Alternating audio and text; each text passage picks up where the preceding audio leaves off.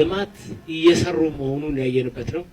በተለይም ቅድም ለተነሳው በአካባቢ ሰላሙን ጠብቆ ጽንፈኝነትን እምቢ ብሎ ተጠይፎ ቅድም አባታችን ሲመርቁ እንዳሉን እኛ ልማት ይሻላል ብለን የቆየነው እንዳሉት ልማት ብልጽግና እንደሚሻል አውቆ አስቦ ጽንፈኝነትን አሸንፎ በድል የቆዩ ማህበረሰብ ማዕከል መገናኘታችን እጅግ በጣም ከፍ ያለ ደስታ ይሰማናል። እንኳን ደስ አላችሁ ማለት ፈልጋለሁ።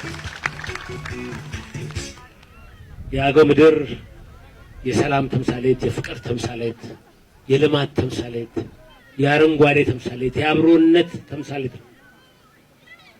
መካከላችሁ ተገኝተን ዛሬ እንደተነሳው የአረንጓዴ አሻራችንን ለማሳረፍ በመቻላችን ኢትዮጵያውያን በየዓመቱ ለ8 ዓመት ሳይታክቱ እየወጡ በቢሊዮኖች የሚቆጠር ችግኝ እየተከሉ ዛሬ ከ54 ቢሊዮን ችግኝ በላይ መትከል የቻለበት ሁኔታ ላይ እንገኛለን። እዚህኛውን ዓመት ጨምሮ እኛም የዚህን አሻራ በዚህ ወረዳ በዚህ ቀበሌ በእናንተ መካከል በማኖራችን እጅግ ከፍ ያለ ደስታና ክብር ይሰማናል።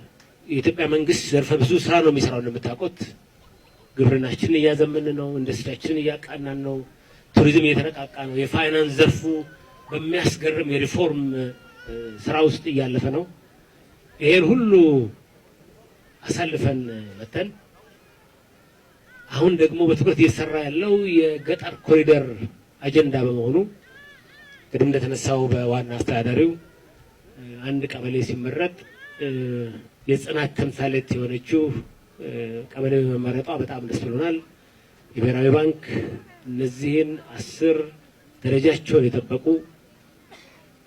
ምሳሌ የሚሆኑ የገጠር ኮሪደር ልማት ተምሳሌት የሆኑ የተሟሉ ቤቶችን ለመስራት በቂ በጀት መመደቡን ስገልጽ በከፍተኛ ደስታ ነው። ዛሬ መሰረት ድንጋይ ያኖረናል። እንደምታውቁት ከጀመርን ምን እናደርጋለን? እንጨርሳለን። መጀመር ማለት መጨረስ ነው።